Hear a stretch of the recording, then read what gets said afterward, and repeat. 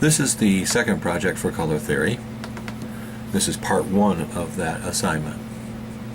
Your second project is going to involve a trip to your local building supply or home improvement store.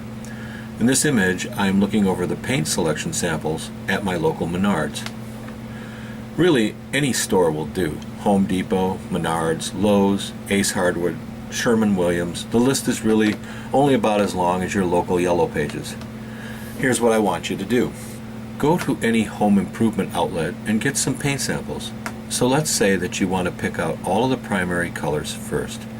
Here I've indicated where you might start looking for the green samples.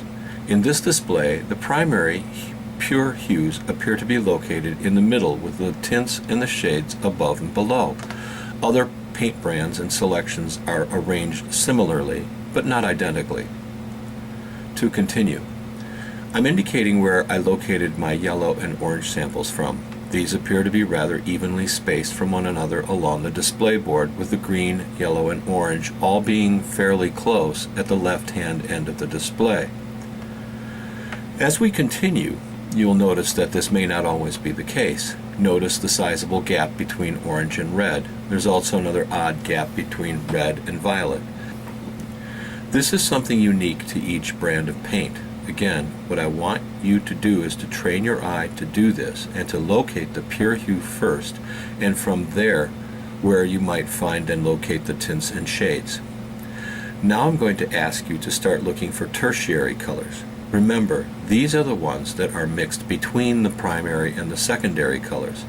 We will start looking at green and the two tertiary colors located on either side of it.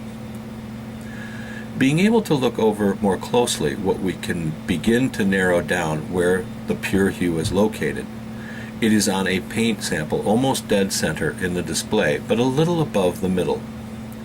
Now this might not always be the case for every single color. That is because primary and secondary colors are located higher and lower along the spectrum. For instance, pure yellow is probably going to be higher than green. If I move to the right of the green hue, I will find yellow-green, which is of course the admixture of green and the primary hue, yellow.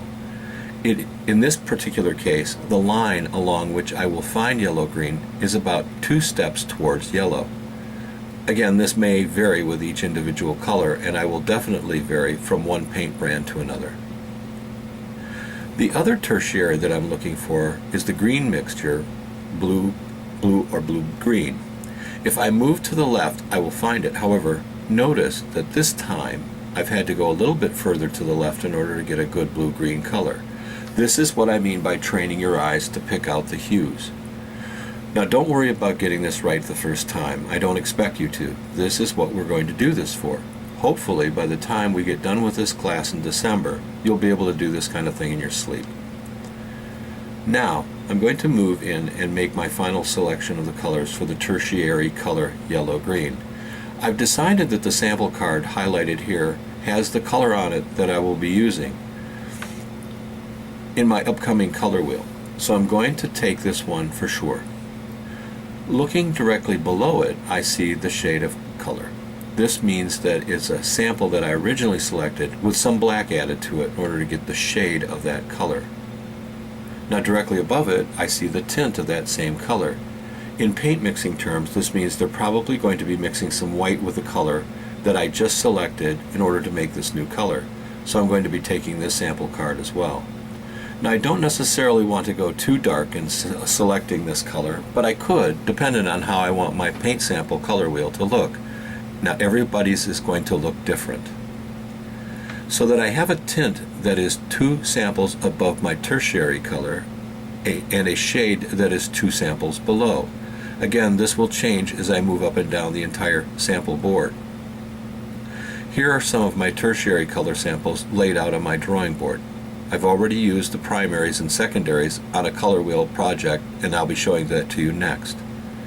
Now let's take a look at how you might go about creating a primary hue, a tint, and a shade. Here are the 3 sample cards that we are looking at just a few moments ago. They are now all set out side by side. I'm going to start by selecting my tertiary yellow-green color first. I'm starting off right smack dab in the middle. So next I will choose a tint and go with that. And I go directly to the left in the middle of the simple card. And finally I go to the right and choose the shade. Now of course other possibilities exist. This one makes the tint lighter and the shade darker. Another combination might make the pure hue stronger and the tint held lighter. I would now trim these out into small 1-inch square samples and place them side by side. I'll need to study them in respect to the color next to them, which would be the pure yellow to the right and the pure green to the left. Then again, I might choose to do something completely different given how the samples of the tint and the shade appear to be on those colors. Now we'll take a look at the second part of this project on creating the color wheel from these samples.